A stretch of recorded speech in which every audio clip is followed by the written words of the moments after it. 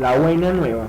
En el mundo helenístico romano surge algo que es la inquietud religiosa. A partir de esto surge la buena nueva anunciada por Jesucristo y sus discípulos. Los hombres necesitaban cierta identidad religiosa, una formación firme en valores morales. Entonces llegó el cristianismo, el cual invitaba a tener amor por el prójimo. A partir del ejemplo de Cristo se comenzó a tener la mentalidad de una ciudad ideal. La predicación de Jesús, recogida en sus evangelios, consiste en anunciar a los hombres de buena voluntad, independientemente sea su raza o clase social, el reino de Dios, la cual es una renovación en donde se establecieron en el mundo la justicia y el amor. Jesús, por medio del cristianismo, ha iluminado a los hombres mostrándoles la nueva vida según el Espíritu.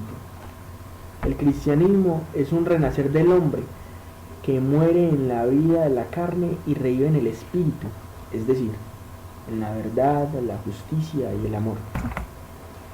La educación del cristiano, buena nueva, proponía realizar un ideal pedagógico, formar al hombre nuevo y espiritual. Los evangelios contenían los ejemplos para llevar a cabo la labor educativa. El bautismo era la forma de iniciación al cristianismo. Los candidatos al bautismo o catecúmenos se confió a sacerdotes especialmente preparados. La escuela de catecúmenos duró varios siglos, hasta el 7, pero perdieron importancia rápidamente.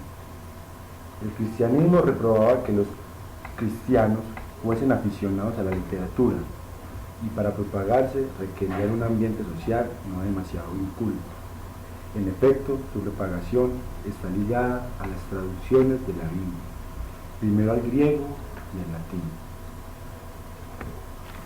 La patriástica en los siglos 3 y 4, un periodo de 200 a 450 a.C., en el cual es decisivo para la construcción del edificio doctrinal del cristianismo. En el año 180, la escuela de Alejandría dieron el primer impulso en tal investigación, en donde la doctrina Orígenes es el primer gran sistema de filosofía, en donde la primera preocupación de Orígenes es afirmar la espiritualidad de Dios, que es un ser homogéneo, indivisible, absoluto. Dios es vida, Dios es el bien, ya que a Él solo pertenece la bondad absoluta. El Logos es la bondad de Dios. La educación en el periodo patrístico.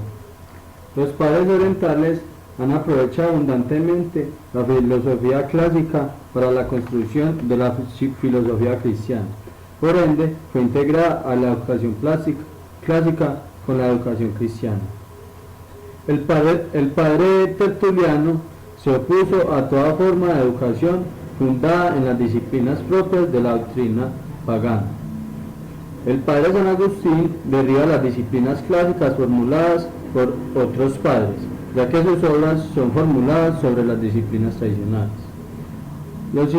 Las instrucciones educativas clásicas de la era cristiana siguieron una trayectoria que refleja poco influjo en lo cristiano, y en cambio los actores paganos se preocupan del problema que anuncian las concepciones medievales.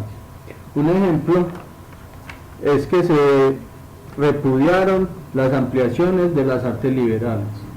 Estas fueron realizadas por los romanos y comprendían 9 artes: la gramática, la retórica, la lógica, la aritmética, la geometría, la astronomía, la música, la arquitectura y la medicina. Pero al cabo de algunos siglos, precisamente el año 430, Marciano Capella redujo